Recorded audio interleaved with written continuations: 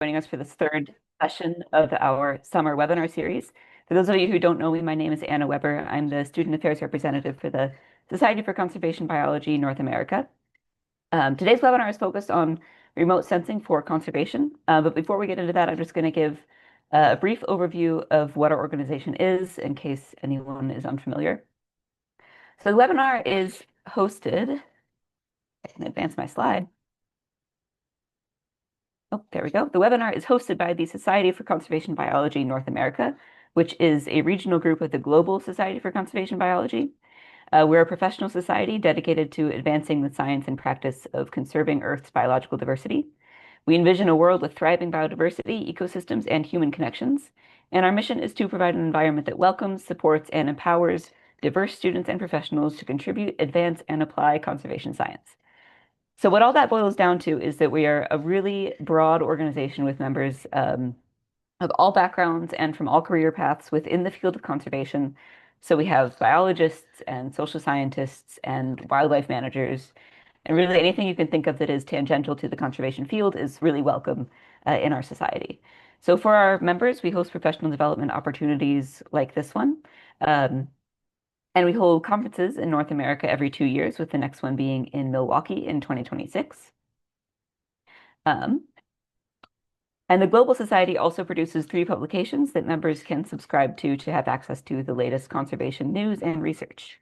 If you're interested in learning more about our society or you think you may want to join, you can go ahead and scan this QR code. It just goes to our website to get some more information. Oops. Um, okay, so oops. Um, So this webinar series has been organized by the Student Affairs Committee. We do our best to provide support to students, both grad and undergrad, and early career professionals by organizing network events, workshops, and professional development opportunities, both virtually and at our in-person conferences. If you're an SCBNA member and you're interested in being part of student programming, please feel free to email me and we can add you to our email list. It's down there at the bottom of the slide, and I'll also put my contact information in the chat. So as I mentioned earlier, this is the third of our summer webinar series. This session or this summer series is focused on building professional skills that are generally useful to early career folks in conservation. And they're going to be roughly every 2 weeks throughout the summer. The next one being on June 25th, which is a session on project management hosted by our very own SCBNA's very own Director of Operations, Bernie Traversari. And the last webinar we have for the summer is scheduled sometime in mid-August. So the full list of our webinars and links to past recordings are all available on our website. And these have included seminars on how to write grants, applying to jobs, professional networking, and career development. So there's a lot of really good resources there. I encourage everyone to go check it out if those sound useful to you. So now I want to briefly introduce a couple of other projects we've been working on before I introduce our speaker. So first of all, our education committee is hosting a education forum on August 5th and 6th. So this is a virtual workshop intended for educators in conservation to give them a chance to make new connections and to share pedagogical support to foster outstanding conservation education practices. So the workshop consists of 2 half days with 5-minute speed talks and hour-long demonstrations of educational modules. And you can find more details about that on our website. And again, this link and every other link that I mentioned will be in the chat in a few minutes. So the other project that the Student Affairs Committee is working on is this crowdsourcing this list of non-US federally funded opportunities for students. Given the uncertainties around federal funding for science and academia in the US right now, a lot of early career folks are finding themselves without funding for their projects and with fewer professional opportunities than have been available in the past. So we thought it would be helpful to kind of crowdsource this list of opportunities for students that are not reliant on federal funding. So this is including scholarships, assistantships, fellowships for grads and postdocs, research opportunities for undergrads, internships, and grant opportunities. So the goal of this is to have a list of openings that we can be confident are relatively secure, Maybe they're funded through the state, or a nonprofit or a private foundation. Anyone can list an opportunity through our Google form, which is the top QR code there, and the current list is available in the lower QR code. The links are already up on our website, and again, they'll be in the chat.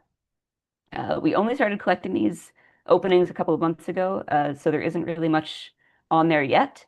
But the more people who contribute to our list, the better, more effective it will be. So if you see some opportunity for students that you think fits the bill, please feel free to just add it to our list using that Google form. Okay, and now it is my pleasure to introduce our speaker for the day, Dr. Narcisa Precope. Dr. Precope is a professor of geography and geospatial science and the associate vice president for research at Mississippi State University. Her expertise lies in geospatial modeling, remote sensing, geospatial intelligence, applications to environmental change, climate resilience, and national security. She's led and contributed to multi-million-dollar funded projects integrating geospatial intelligence and remote sensing for applications in flood risk management, land degradation monitoring, and climate adaptation strategies. Dr. Precope has worked extensively on fusing remote sensing data from satellite, airborne, and uncrewed aerial systems to address complex societal and environmental challenges. We're very excited to have Dr. Precope here with us today, and at this point, I will happily turn it over to her. All right. Thank you so much, Anna. You made it sound so good. I mean, way better than I think I'm going to be able to make it sound myself. So thank you so much, Barney and Anna, for the invitation. And I'm delighted to be here with everybody. Hopefully, what I prepared is useful and also keeps you awake the whole time. But let's see how it goes.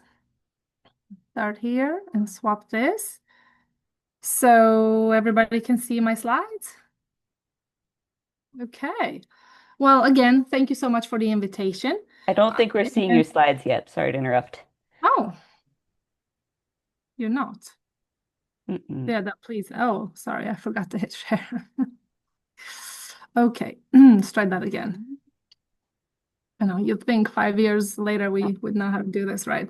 Okay, so my talk today is about so I decided to talk about a few examples of how I've integrated multi-source and variable scale remote sensing data for various projects. But ultimately, the more I thought about this, the more I realized that a lot of the work I do, even though not explicitly for conservation, does really, really serve conservation in one way or another. So I'll walk you through some examples of past work, but I really want to start with the why. Why do we need to integrate data from various sources and from various types of platforms into conservation? Because just like the kinds of human environment interactions questions that I normally work on, conservation problems, I think, are wicked. They're wicked because they're complex and they require multiple entry points. They require multiple perspectives, and they require data measurements from various, not only from various data sets, but also at various spatial scales, temporal scales. And that therefore that necessitates the need to bring in data across these variable scales. And I just see that variable is written creatively there on my slide. Also, to tackle conservation problems, we have to link ecology and people. I call it people, but really, we really have to think about that intersection between humans and the environment and the hidden trade-offs that might be back there. So again, in that situation, we have to go all the way from the ground to satellite data and make those integrations across space and time in order to get to some of these hidden trade-offs. And the other key component and the other key reason that I wanted to talk about this integration is because now more than ever, more than 10 years ago when I got started with UAS data and drone data, the platforms are now much cheaper, and we have access to data and tools ever faster, ever more increasingly easier in terms of just accessibility. So it's almost a pity not to do that integration. So historically, so I received my PhD in 2011 from the University of Florida, and over the last 15 or so, more than 15 years, since I started my dissertation work in Southern Africa, I've worked really in global environmental change and land system science. So broadly, I situate myself as a human environment geographer in land system sciences. And there we really think about, again, these multiple trade-offs, these linkages between ecology and people, and how we look at one component to really understand how it's impacting the other component and vice versa. So lots of feedbacks, lots of things that interact with each other.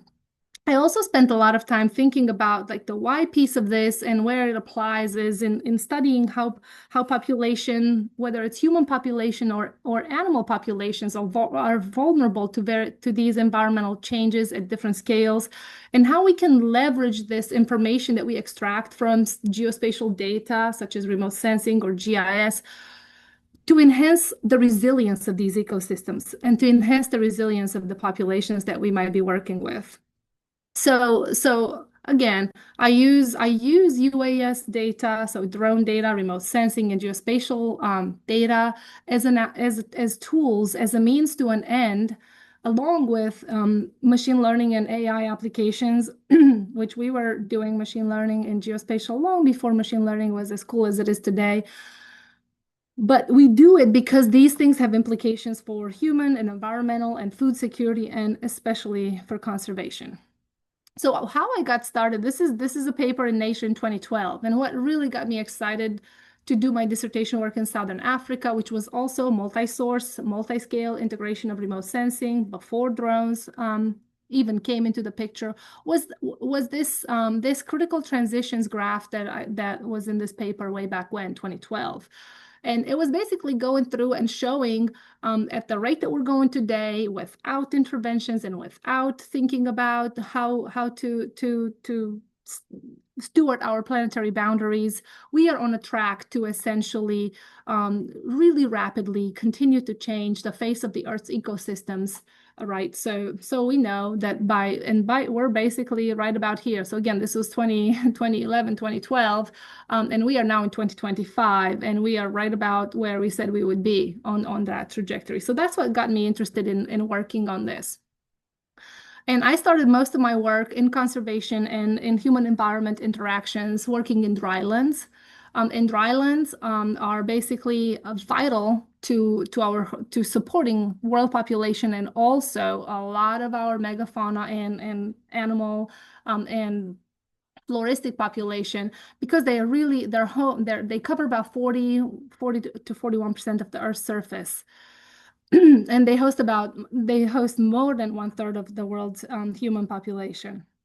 Now, that's one thing, but as of the previous IPCC assessment, there were some alarms being sounded that at the rate that we're going, drylands are expanding. They are expanding, and that continued warming would continue to drive these expansions in drylands. Okay, and there were some hypotheses and lots of papers on drylands basically converting to other types of ecosystems, and what would that do? Again, if you're thinking conservation, if you're thinking about sustainability, if you're thinking about the viability of various ecosystems and the populations that they support, this was a big deal. So back in 2022, I joined the United Nations Convention to Combat Desertification Science Policy Interface. And this is a committee that basically is established to bring scientists at the table and work with the United Nations Convention to Combat Desertification, which is the equivalent of the IPCC, but for land. Okay, so it's the UNCCD tries to do for land and for agriculture and for ecosystems what the IPCC does for our climate. So in this role on the science policy interface, I worked with colleagues across the world for about 2 years to produce this report, which we ended up calling we essentially took that IPCC claim that we're seeing an expansion of drylands, and we tried to delve into it a little bit more. And what we found is that actually about 77% of the Earth's land masses has experienced drier conditions over the last 30 years relative to the prior 30 years. Now, this may not seem like a big deal, but if you're in conservation and if you're looking at sensitive species, and if you're looking at sensitive ecotones and ecosystems, this could be a big deal. So that was one thing.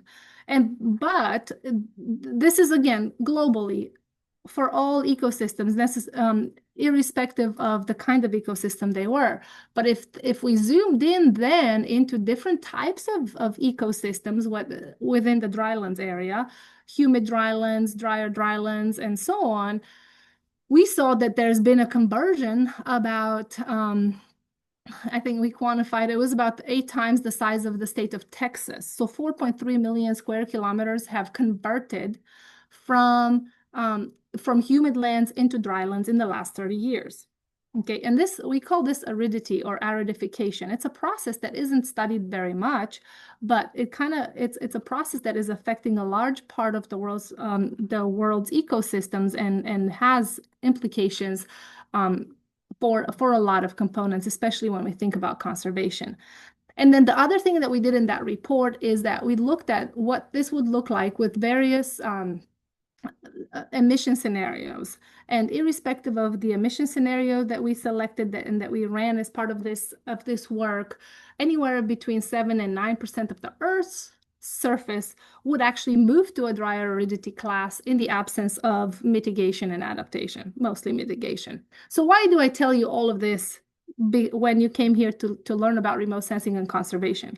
Because I do believe that in conservation, remote sensing plays an important role. All of the maps I showed you and all of these measurements, they were all basically obtained from remote sensing. They basically give us context and they give us a reason why the work that we do in conservation and land system science is so critical. And it's critical not only for drylands, but it's critical for essentially supporting and moving us forward on the right path for all of the sustainable development goals that we track as a global society.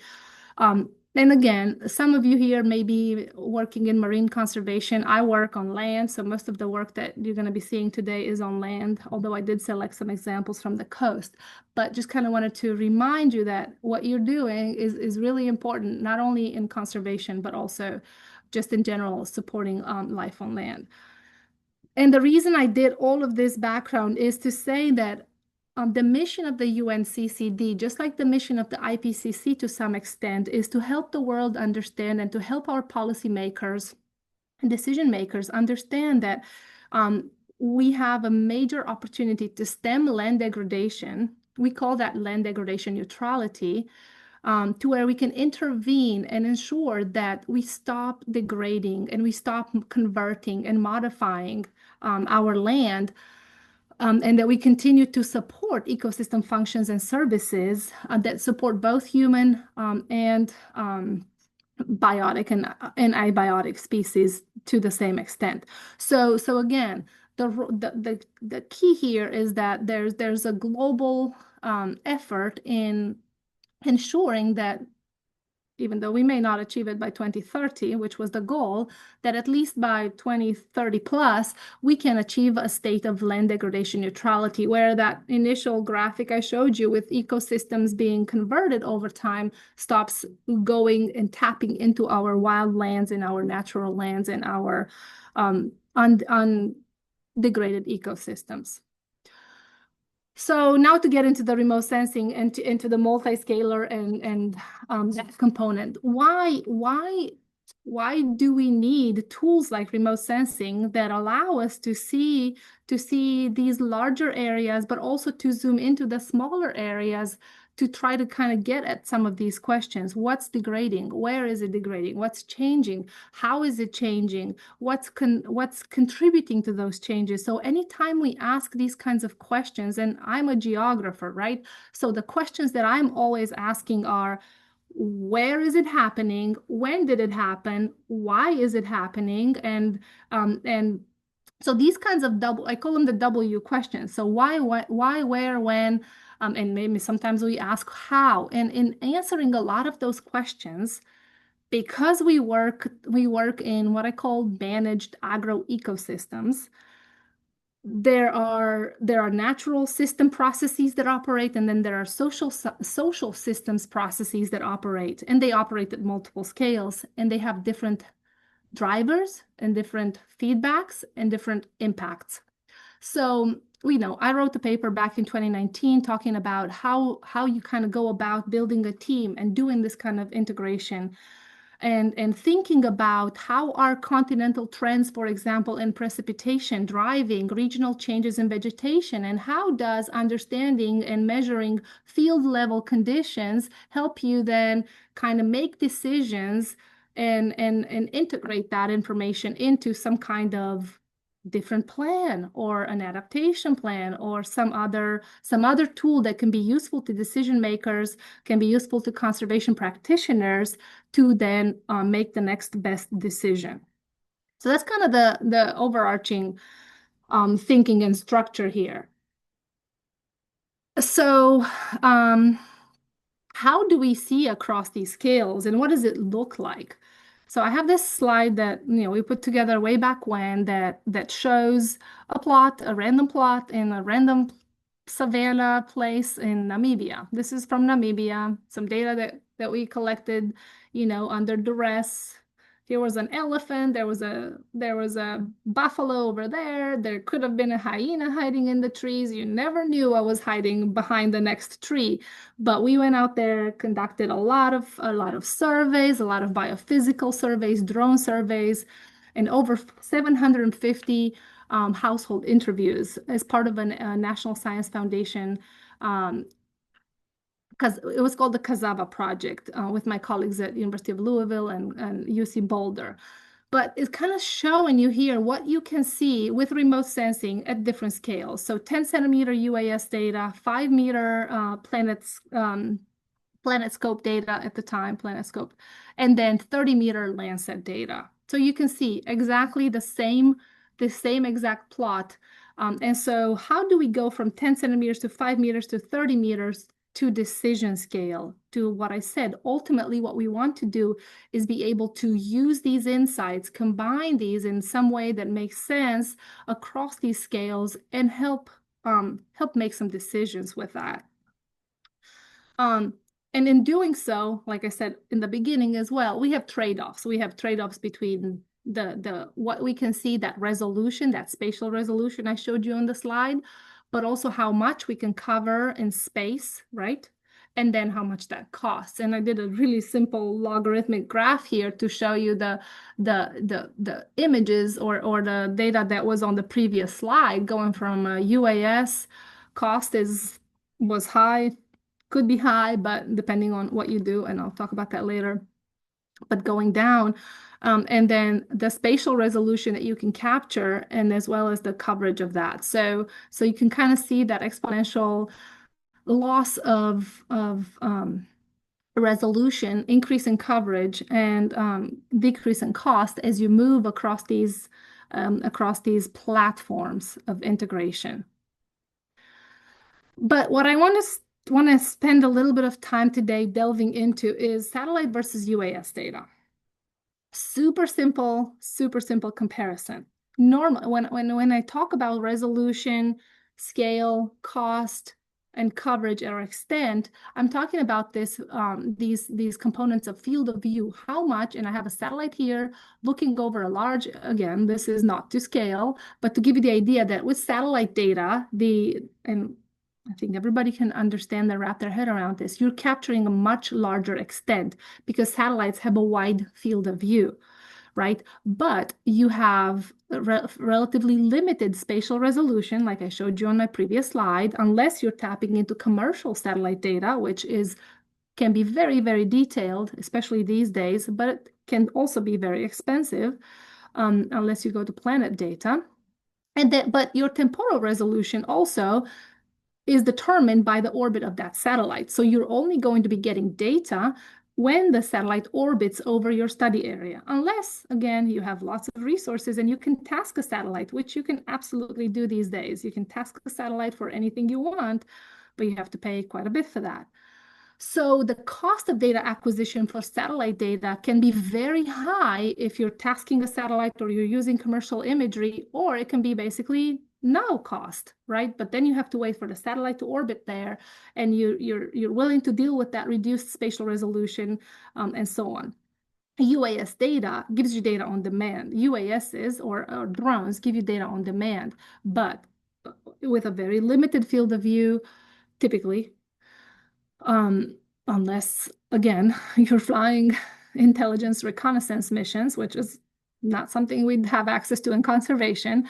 But you'd have really fine spatial resolutions, and your temporal repeat when you get the data is on demand. So that's really cool.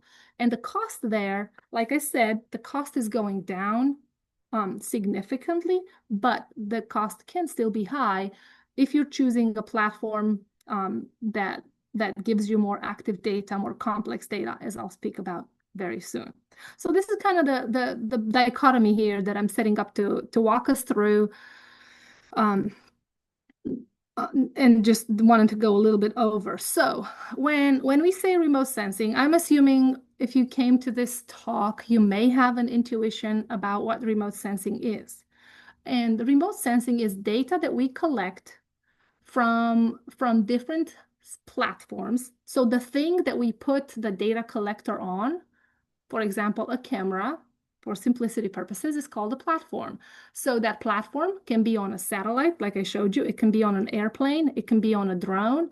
It could be on a ship. It can be on a boat. It can be on a lot of different things, right? So remote sensing encapsulates the collection of data of over any area or over any phenomenon or region without coming in direct contact with that object or region or area. Okay, that's the bottom line.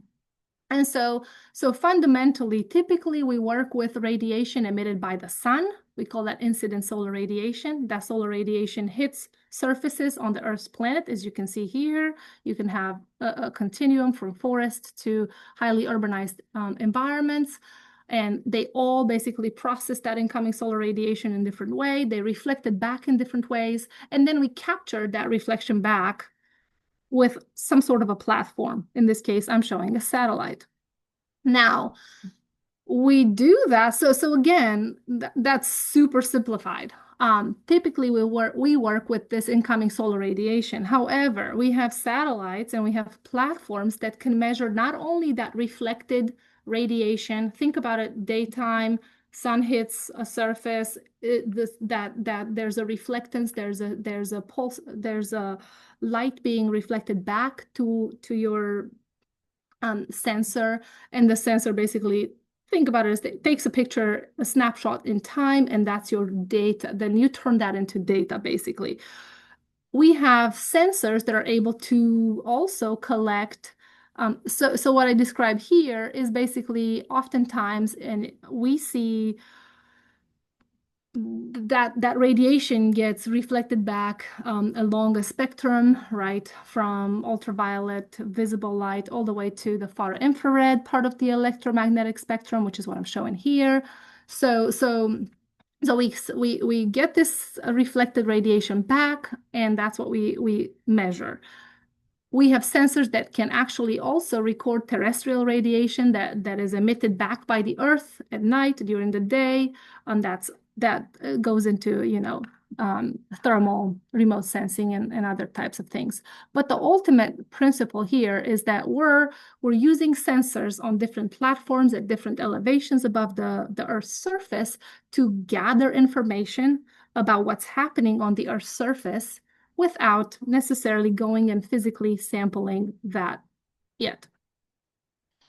And so, as I was hinting on my previous slide, typically we have two types of remote, and I have one more slide and then we're going to go into some stuff, but I want to do an overview for everybody. Two major types of remote sensing.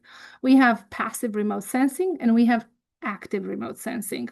What I described on my previous slide was mostly passive remote sensing.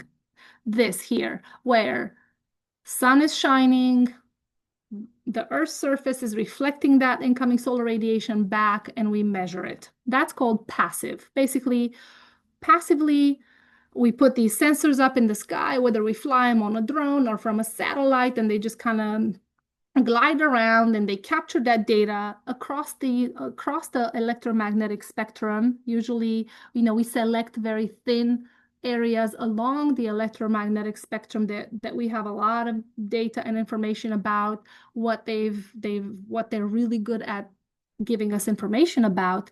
And then we can gather these details that we see that we can measure not only in the visible part of the spectrum, so what we can see with our naked eye, but also beyond. And that a lot of really useful data for conservation comes from beyond what we can perceive with the human naked eye. And so typically you'll hear about multispectral data or hyperspectral data, or a combination of that. But essentially, it's when we use these principles of collecting that reflected incoming solar radiation and then plotting that along the wavelength, or plotting it as a function of their respective wavelengths or the reflectances of individual surfaces, and gathering data from that. So here on this bottom graph, I have an example of what a leaf, what different types of vegetation, coniferous vegetation, deciduous, or grass, what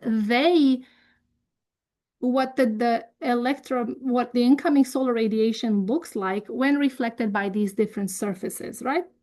So you can see a little bit of a little uptick here, and this is the green part of the spectrum. This is why we see, and this is in the visible, right? This is visible here.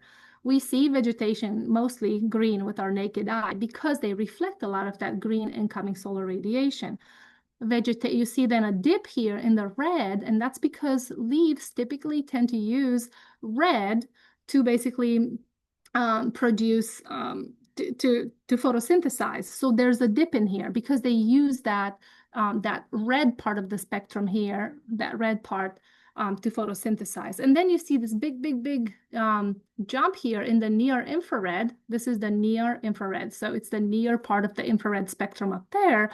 And vegetation tends to reflect a lot in that because it's a mechanism for vegetation to stay cool. Otherwise, they would overheat if they didn't reflect back this infrared heat. So basically, we take these, what we call them spectral signatures. We take these spectral signatures, and then we can compute different, we can basically take a number from the green and a number from the red, and the number from near infrared and so on, and make what we call indices. So we basically make a variety of different indices that give us some information about what's happening on the ground with the component that we're gathering that information about. So we can use this data to support environmental monitoring, to look at agricultural plant growth, to do conservation relevant work, and so on. And we can do that work at resolutions, at free image resolutions that range typically from 10 meters with Sentinel data to 30 meters with Landsat data, all the way to about 1 kilometer with MODIS data. The second type of remote sensing data that I want to talk about is active remote sensing, whereby you are mounting a sensor on a platform, like I described. The platform can still be an airplane, it can still be a drone, it can still be a satellite, but that platform is actively emitting some type of a signal, some type of radiation that sends a beam out to your surface on the ground, wherever you're collecting your data, and you're basically measuring the return of that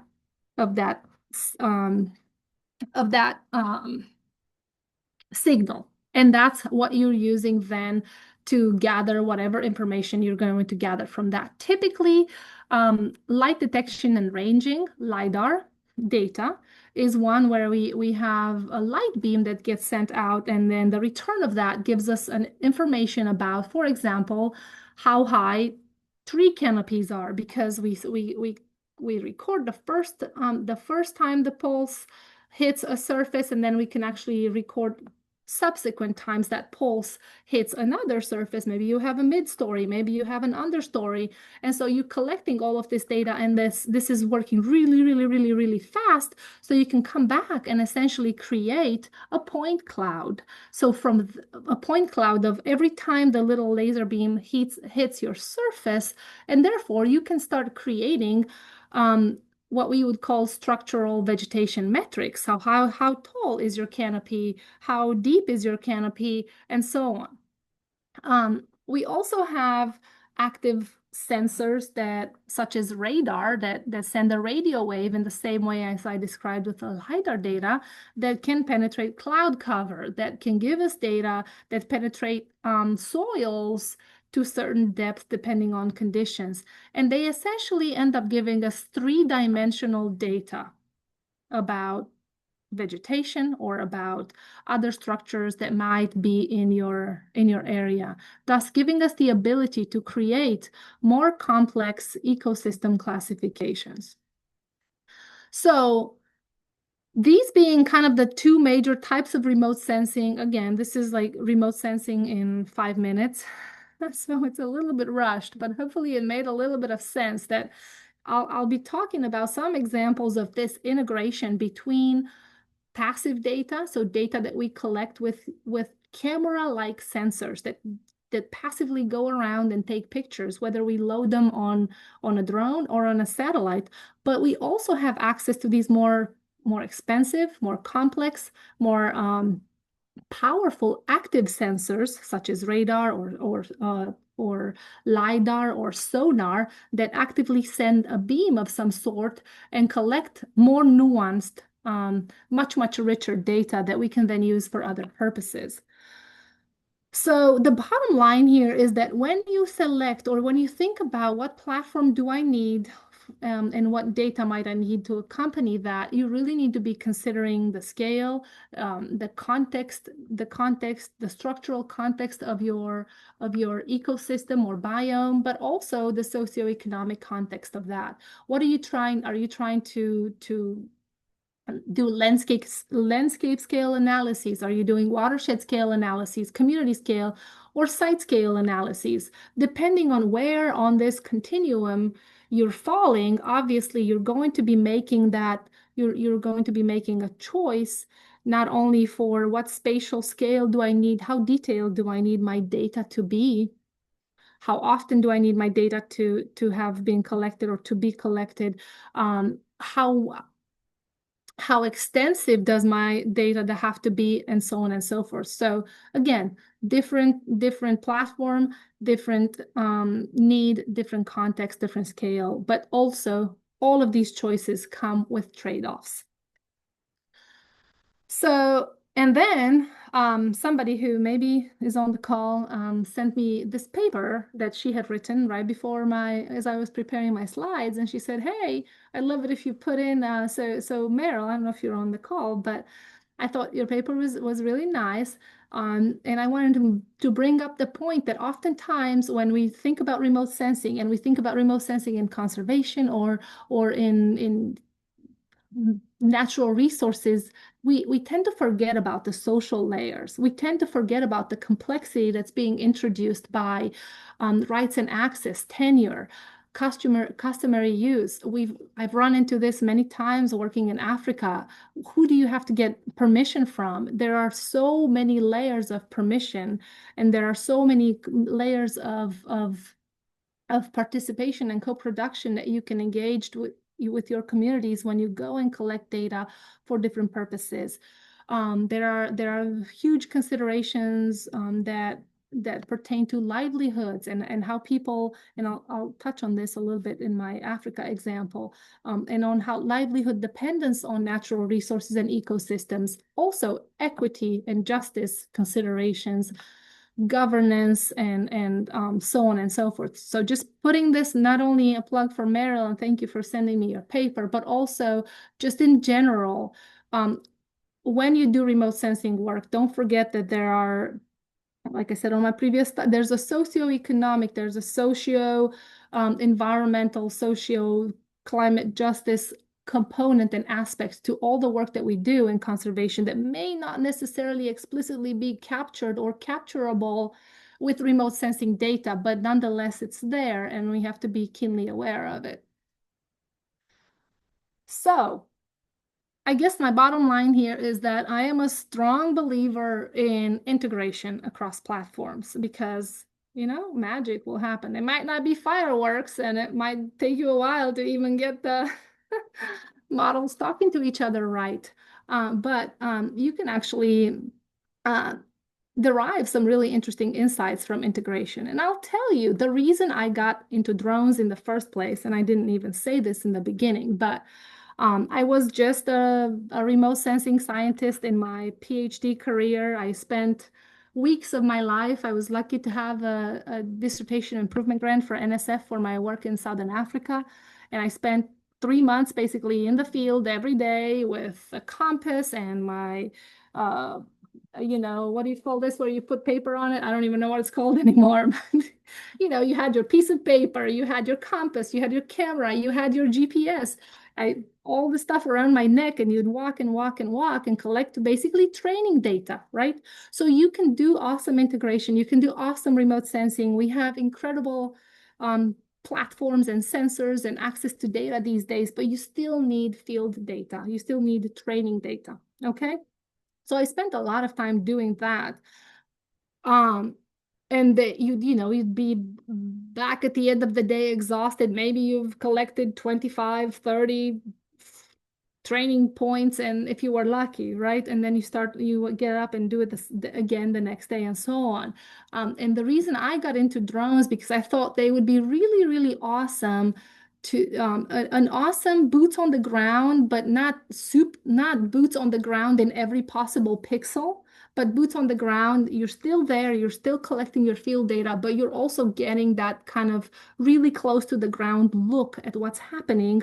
And then you can take that data and help train a larger model over a larger area to kind of give you a better insight, to give you the ability to extrapolate and to extend your analysis over decision relevant scales, because it is often difficult to make decisions from training data, boots on the ground data, or grid data, or you name it. So that's kind of why I got into drones. So I want to spend a little bit, 30 minutes, no more, going over 3 case studies across some biomes and ecosystems, since this is a conservation-minded set of folks, hopefully. So I'm going to start with the beginning, because the beginning of my incursions into drone data were in the savannas of Southern Africa, like I said, with that NSF-funded project that extended my dissertation work in Southern Africa. And it started with this drone right here, a DJI Mavic that I bought for, I think, about $1,400 back in 2016. With this camera, it's really hard to see, but this thing here on the bottom is a multispectral camera. It was one of the first Parrot Sequoia multispectral sensors, and you can kind of see here on the right, back to that what I showed you in the beginning, the passive remote sensing. So this camera specifically was able to collect data in the green, red edge, and near infrared part of the spectrum.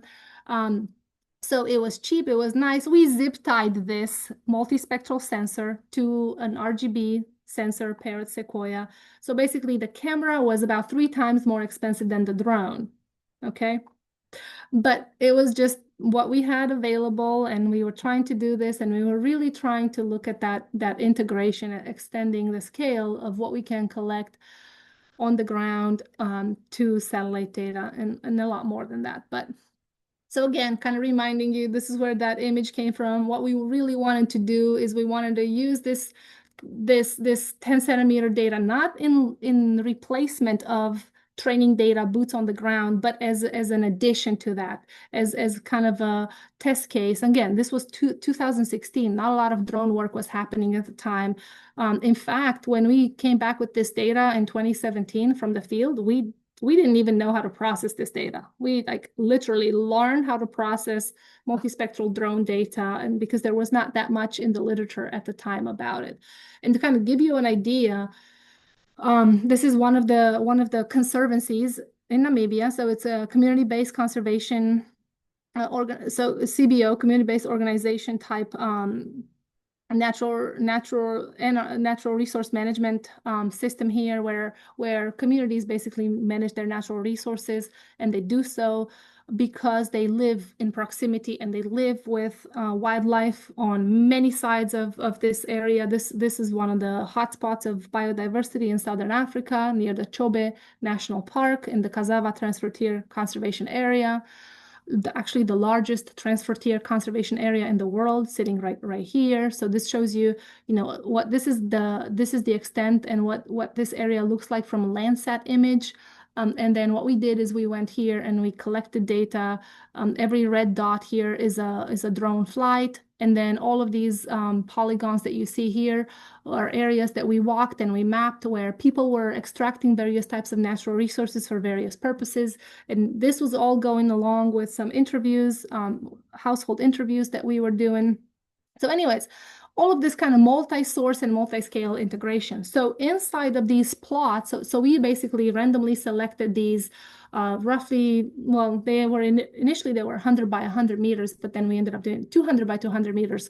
So we would walk a transect, we would take photos, we would do our regular ground control point data collection, and then we would fly the drone over this, okay? So it was, again, not only vegetation transects, like in the good old-fashioned way of running vegetation transects, ground control points, photo transects, and then to kind of, again, cover, ground, think about all of that, and then fly a drone, right over the same area. And with all of that information, you'd come back and you'd run it through this workflow. And at the end of the day, you'd be getting not only essentially that you'd be extracting not only the multispectral information or the spectral information from that imagery, but importantly, and the thing I didn't say about what got me into drone data in the first place was the fact that from drone data, we can extract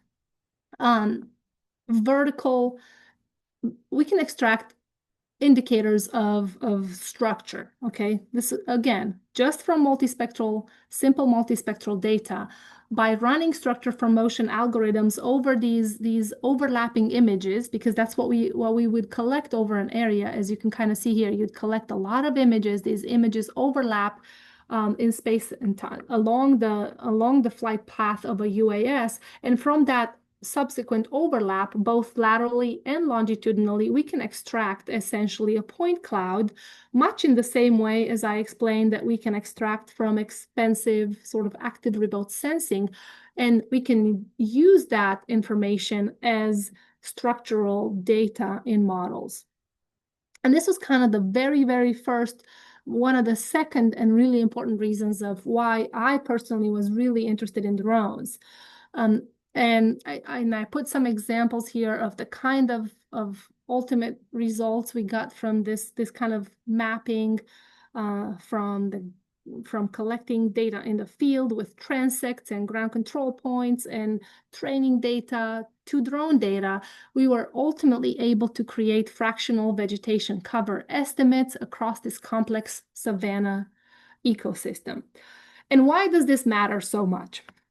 It matters because in these savanna dryland ecosystems, we have, like I sort of said in the beginning, there are a lot of changes taking place. And these changes are driven by global environmental change. They're also driven by natural resource use. They're driven by changing fire, climatic patterns, and so on and so forth.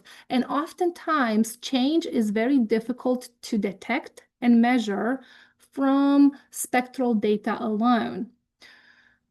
So what I mean by that is that you have what would be considered a productive and more intact vegetation, savanna vegetation, like we're showing here in A and D, but this savanna vegetation characterized by grassland with scattered trees is now becoming encroached. It's becoming bush encroached, which has, again, major implications for conservation, especially if you're thinking conservation of megafauna, because that reduces their ability to find food and fodder. So collecting that sort of three-dimensional component with UAS data allowed us to start measuring height of bushes versus height of trees, and it gave us the ability to delineate between what would otherwise be really difficult to delineate with spectral data alone. We could finally start delineating between trees and bushes just based on the height component that we collected from these pictures from a drone. And that was kind of a big deal for us. And it was really helpful in beginning to measure these kind of conversions of ecosystems that are slow and that are also difficult to detect with passive remote sensing data alone. So like I said, it all started with this little drone in Africa, like you see up here. And that drone collected basically RGB data, or red, green, blue, just visible data. It also collected multispectral data, like I told you. And then slowly but surely, I got back, and it took me about a year to secure permission to buy one of these fixed wing drones. This is my first fixed wing drone. This was also 2017, 2018 timeframe, 2017, and my first grad student who helped me fly this drone for the first time straight into a pine tree. But it happens. But then we kind of started being able to kind of think about, again, flying larger areas. The bigger your platform, the bigger, going from a quadcopter to a fixed wing drone, you are massively increasing the ability to cover larger areas, even though I was using exactly the same sensors, the same cameras on them. And then we started, I started working with thermal data and so on and so forth. And then by the time I left my previous institution, which was University of North Carolina, Wilmington, which I left in 2023, I had equipped a coastal UAS observatory that had all of these drones that you see on here. I had gone from a tiny little multispectral drone to understanding the various needs, and to kind of really working through what data can I collect with what sensor, what can I use it for, where are my gaps, right?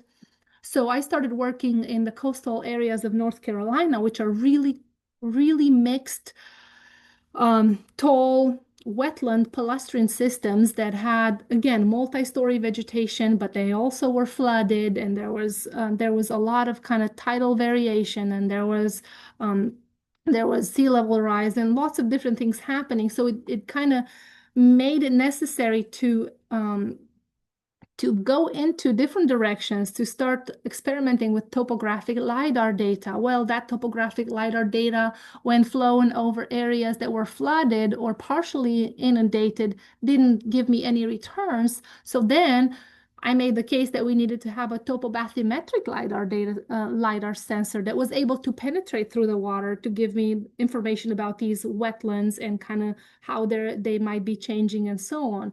And then we learned that multispectral can only give you, say, like I said, green and near infrared, but you need to see beyond near infrared. You need to start going beyond that. So we went and purchased a hyperspectral sensor. So I had left the university with over $1 million worth of UAS equipment for these various integrations.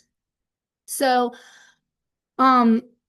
the second kind of case study I wanted to run a little bit through is this coastal forested coastal wetland work, which began with an expressed need from the North Carolina Department of Transportation to test to what extent the incorporation of drone data can help them predict where wetlands might be better than what they were able to do at the time. This started in 2018, what they were able to do at the time with just remote sensing data from satellites.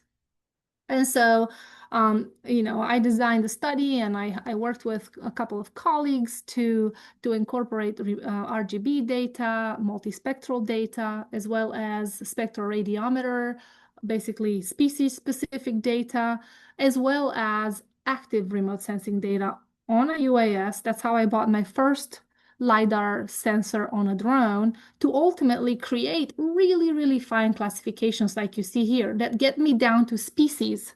So with that kind of an approach, I was able to classify what's a grass versus an invasive species versus a specific type of tree, which again, with satellite remote sensing data, you might be challenged to do it footprints that are this small. So look at the scale here, 200 meters, okay? So really, really fine mapping of that. And this was another big moment for me, because I bought, at the time, it was about $86,000 LiDAR sensor on this drone that was really large. And every time I went and flew this drone, and I had my all-star female team, but also my all-star male team, a lot of grad students got trained through this one project that are now all doing amazing things in geospatial. This was COVID, as you can see, based on our masks. But every time I would put this basically $100,000 into the sky to go survey an area, I had a mini heart attack. So I've aged a lot while doing all of this work, but it was really fun. And so what we did here is, again, this was all conservation. The idea, what DOT wanted to do, they wanted to have a better way to identify and protect the wetlands, the very rapidly disappearing coastal wetlands of the Southeast. And I focused this work in North Carolina, but it's highly applicable along the coast. And we surveyed a gradient of palustrine and estuarine wetland types. The average collection size was about 100 acres. And the workflow that I was following was, again, a combination of really detailed field data with really detailed RTK, real-time kinematics GPS technology, which is what these two things are here. We're talking centimeter level accuracy, okay? And simultaneously, so I would have two of these GPS systems running. One would be collecting basically a static flow of data while the drones were flying, and the other one would be collecting, the one here on the right would be collecting ground control point data that we used in processing the LiDAR data and the UAS data. And we would, again, over the same exact area with the same exact flight plan and path and everything, we would be flying an active sensor, this LiDAR sensor, the light detection and ranging, as well as this multispectral sensor. It was actually multispectral and thermal sensor on this beautiful EB drone. And so with all of that data, we'll be getting collected at the same time. We worked out the whole workflow. I included the link to the report that came out of this. If you're interested in doing this kind of integration, I have produced a report for NCDOT. If you just Google NCDOT and my name, it'll be one of the reports that comes up, over 200 pages with step-by-step instructions on how exactly to set every one of these systems up. You could probably swap the system, but not only how to collect the data, but also how to process the data to get it to look like, to process the data into products, but then also to process the data into machine learning models to extract, again, decision-ready information from it. So this is just a visual of the data that was coming off of my LiDAR sensor. And here, the redder the color is, the higher, the taller the structure. In this case, I just selected vegetation, so you can kind of see bare ground, vegetation, different heights. And again, oftentimes when thinking about planning and wetland loss mitigation and conservation, especially in vertically complex, structurally complex ecosystems, having this three-dimensional component is absolutely critical. And so what we ended up doing with all of that data, after figuring out, took a while to figure out how to get all of that data processed, let me tell you. It wasn't as easy as it is today when you go out and collect LiDAR data. But we ended up then going over these interest areas to NCDOT, and where we would take previously mapped wetlands. So just bear with me here. The bottom left here is what DOT had mapped as a wetland. This is what the National Wetlands Inventory mapped as a wetland for this area. And then up here in the bigger picture is what we mapped with the integration between LiDAR data and multispectral data as wetlands, okay? And so we went through all of these. Like I said, we worked across a gradient of sites, across 10 sites, different vegetation characteristics. And what we ended up producing was not only the maps, but also the intel, the information that an agency like DOT or somebody else could take back and say, canopy height model, having a really smooth DEM, having NDVI, as you can see here, are critical variables in differentiating between these non-wetlands or wetlands, or PFO stands for palustrine forested wetlands. So different types of wetlands, okay?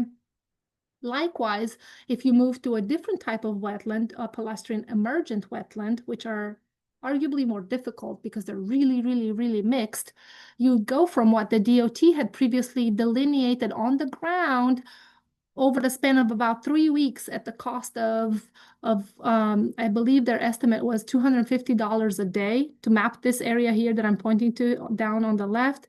And then we were able to collect this data, say, in the course of an afternoon, the UAS data in the course of a massive savings in cost and time. And look at the difference in basically what you were able to map boots on the ground versus what you're able to map with UAS data. And then again, kind of run through that, and you can find the details on this paper.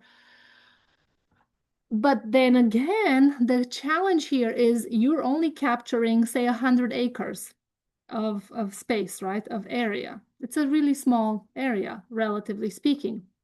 So after this work was completed, and this was my former grad student, Asami Minei, who is now back in Japan.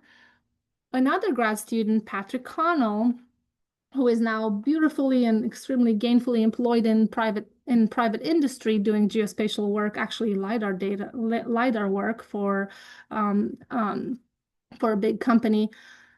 I had him take that UAS, all of that UAS data collection we had done, and essentially extrapolate that out to much larger areas to see how useful is having this UAS data in training a model based on other data.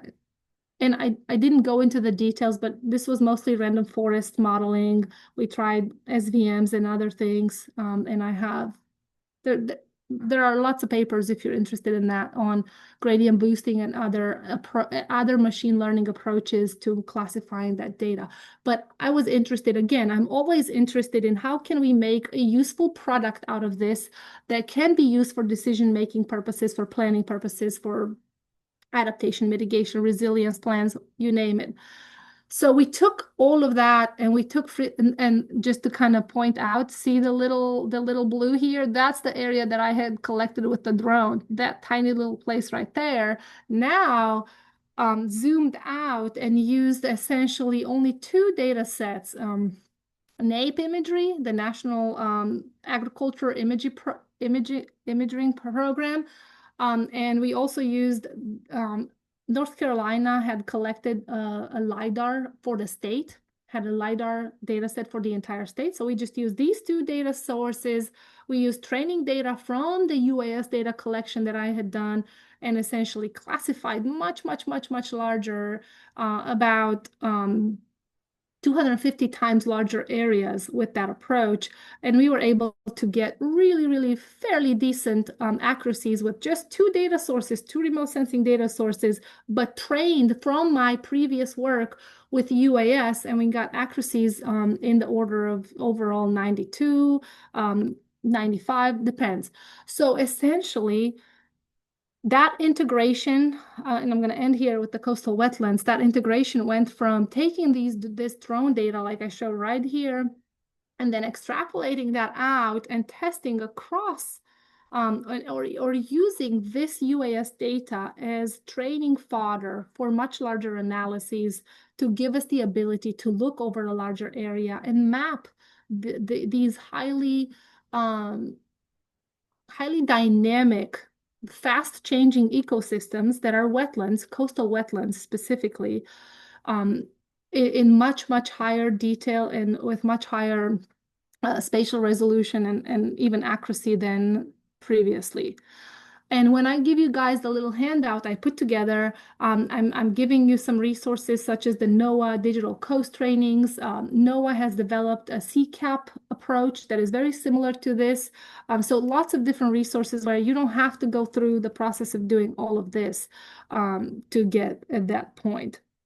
And I had one more case study, but I think I'm going to skip. This is, and I think this is from one of my current graduate students, and she is on the call right now. So I was going to talk a little bit about another example of an integration, but I'm going to skip actually because I don't think we have time for the details. But just to kind of go over the fact that that same integration between or fusion between UAS data and satellite data, we are now experimenting with taking that, implementing that in Google Earth Engine, making that much of a faster process. A lot of the previous integrations I showed you were R-based or ArcGIS Pro based or some other environment. But the more we transition more towards Google Earth Engine, especially for processing really large satellite-based data, and also experimenting with SAR data, synthetic aperture radar data, for vegetation purposes and for conservation. Synthetic aperture radar is probably one of the more underutilized resources that we have freely available out there through the European Space Agency as a way to look at different vegetation characteristics and different ecosystem characteristics and texture and roughness and these other types of things. And I just kind of wanted to show that the work that Nishat was doing with me and my colleague at Texas A&M with some funding from the FAO is to do these kinds of integrations, but as a means to improving our ability to derive fractional vegetation cover estimates to be used directly into estimates of feed availability for rangelands, that support, again, a large part of the world's population. And so she did this work. If you're interested, I just wanted to put this in as a plug. She'll be presenting this actually tomorrow, Friday. She'll be presenting the details of this work. But I really like this graphic she made where I know there's a lot happening and but we essentially did kind of the same approach of taking UAV data, multispectral data, but then also UAV and LiDAR data. And you can see she achieved accuracies upwards of 95% with that integration between multispectral and LiDAR data in classifying out fractional vegetation cover. But then she really did go the next mile. And she's probably my first student that has done that integration truly between both all the way. So I want to give her kudos for that. But integrating that into a complex satellite fusion model that accomplished about 77% accuracy and leveraged SAR data and multispectral data and other such metrics. So again, the field is still ripe, and mapping these kinds of, whether you're mapping specific vegetation classes or you're mapping fractional vegetation estimates or you're mapping other types of continuous-based index-based vegetation estimates, you really are setting up a baseline for your conservation monitoring, irrespective, I think, of what you're monitoring. And I'd love to kind of hear some thoughts from people listening on what they would be using remote sensing for. So I wanted to end on 3 things to remember: that multi-source remote sensing is not tech hype. Okay, we're not talking about it because it's the next new tech thing. It's decision power. It's a way of integrating data from these different levels of data collection, data availability, and making or enabling you or your stakeholders or your practitioners to make decisions with that data. But in doing so, in getting that decision power, you really have to match the scale to the question. Okay, make sure that whatever scale, whatever sensor you're deciding in between, whatever extent, whatever time frame, you name it, all the things I went through, there's going to be a trade-off, and make sure that in making those trade-offs, you are making the trade-off that you can live with. And then include social data, include those considerations of governance, equity, rights, and so on and so forth. And then a lot of open tools out there, a lot of really cool help, a lot of videos, a lot of training resources. And like I said, I started this, and you guys can take it and add to it and make it your own, add things to it. But between open source, open tools, and really co-producing your research and your directions and your why you're doing the work with your communities, with your stakeholders, really amplify the impact of that work. And don't forget, train the next generation while you're doing that, because I'm all about, again, this is some old pictures, a lot more than that, but every chance I get to show some young kids some of this remote sensing technology as it's happening, I never pass it up, because I really strongly believe that remote sensing with drones, with UASs, is the gateway to remote sensing and to geospatial intelligence and to that decision power. So it's a really easy and intuitive way to really kind of get your feet wet. And with that, I want to thank you, and you can scan the QR code, and I will put I made a Google Doc, and I will put it in the chat, and I'll open it up for questions.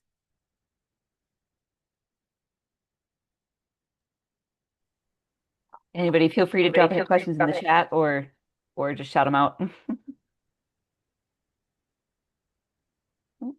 Oh, Definitely. Yeah, absolutely. Courtney, I absolutely so. I would ground control points. You have training data from a similar area. So training data and ground control points, when you do, especially when you do LiDAR data collection, are kind of different things. Ground control points are necessary to make sure that you are geo-referencing your LiDAR data correctly to real world coordinates. Okay.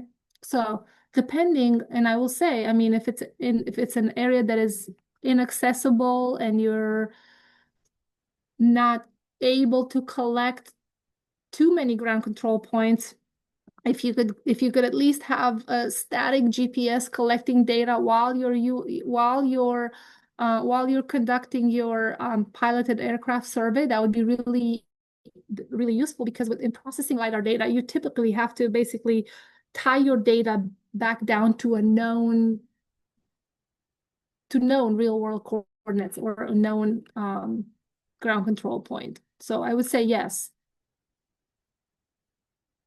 if you want to be accurate. But again, it depends on what kind of accuracy level you can live with or without.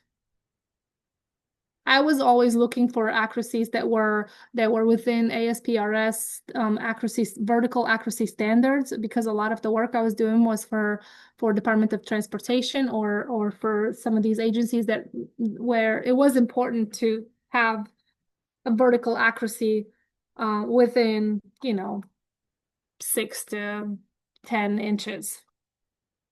But it depends. I see you can access the toolkit I put together. Yeah, thank you. That helps a lot. Absolutely, yeah. And like I said, if you want me to answer any other questions, I'm happy to. What type of modeling approaches do you use to integrate the models together? Okay, so to integrate the models between UAS and remote sensing data, or to integrate the data coming off of different sensors and different platforms? Satellite and UAS. It's different fusion models. Sometimes it's as simple as using the UAS data to to do visual inspection and collect training data to then train the satellite image, all the way to doing different types of filtering approaches and neighborhood approaches on that UAS data to upscale it or resample it to UAS to satellite data. So again, it depends on what it is that you want to do. But most of them are all machine learning approaches and predicated on either resampling or cross validation of the training data between UAS and satellite data. Interested in learning more about fixed wing drones and the trade-offs? Yes. So, Kate, I will tell you, like I said, I went from that little tiny Mavic drone to that EB. I bought my first EB fixed wing, and if you Google EB, I had the original EB drone. I absolutely loved it. I trained probably 6, 7 years, 7 generations of students on that drone until one of my students crashed it in a wetland, in a creek, actually. We retrieved it, but it was unsalvageable at that point because it had taken on some water. I went ahead and I bought another one. I bought the next generation of that fixed wing drone. I love fixed wing drones a lot. To me, they are more stable. They fly longer. You have much fewer issues with your image processing. They are more autonomous. They fly higher and they collect data over a larger area. However, to me, the big trade-off is they are more expensive, but not as more expensive now as they used to be.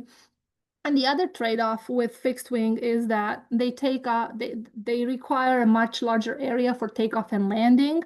So they are a little more difficult from a planning and execution of your data collection standpoint until you buy a vertical takeoff and landing drone, a VTOL, and I'll put this in the chat. And I just bought my first VTOL. It's a Wingtra 1 system. I didn't show that in here, but the Wingtra 1, and there are a few others on the market, but I wasn't comfortable with any other ones. I went with the Wingtra because it's a vertical takeoff. So it's a fixed wing drone, but it takes off like a quadcopter. It takes off essentially up like this. And then when it gets to your altitude of your survey altitude, it turns into a fixed wing drone and it autonomously maps and does. They can fly relatively fast compared to a quadcopter, again, because they have much better image stabilization. And so therefore you can collect a much, much larger area than you would with a quadcopter. And so I think I paid for that Wingtra 1 now.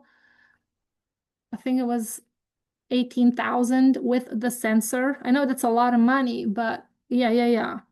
But the first EB I bought, I think I paid, well, that was $24,000, and this was back in 2017. So the price has gone down dramatically. They are stable, they are easy to use, they are reliable, dependable.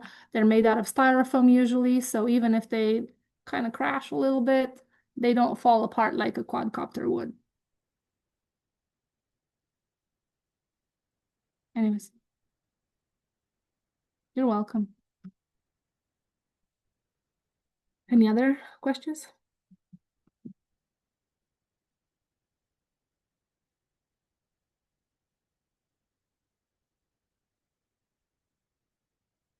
Well, seeing none, I think we're done. I was just going to real quick drop an EB link in the chat and see if that's what you're talking about being. Yes, now it's called Ag Eagle. I'm sorry. Yes, they got bought out. Yes, it's Oh, Ag okay. Eagle. Yes. Sorry. Yes, this is it. So I bought this EBX. Right. I used it for about a year before I left UNCW. Again, absolutely fantastic. And I would have bought the same one when I invested in this VTOL drone just now for an NSF project that I have with colleagues in Guatemala. But we have to go to Guatemala and collect data on land degradation, mostly in the rainforest. And I was really concerned about, like I said, that you needing about 300 meters of takeoff and landing space for one of these fixed wing drones. And if you don't have that, you just have to have open space to take off and especially to land it. So with it being a rainforest, I was not comfortable with that, or I would have bought the EB in a heartbeat. Yeah.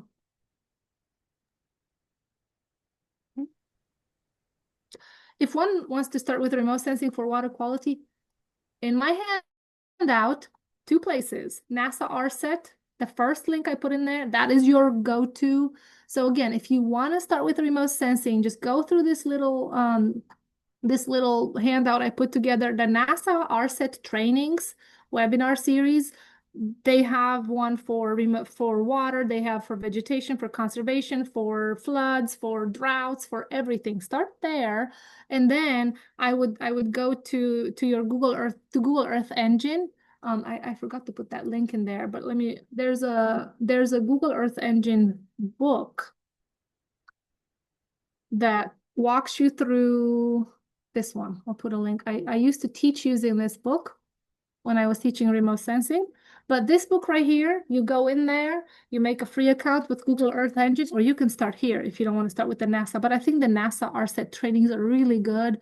And you go to the table of contents in here or the book, sorry, you go to the book and you'll see different sections, and there's section 2, aquatic and hydrological applications, and you start there.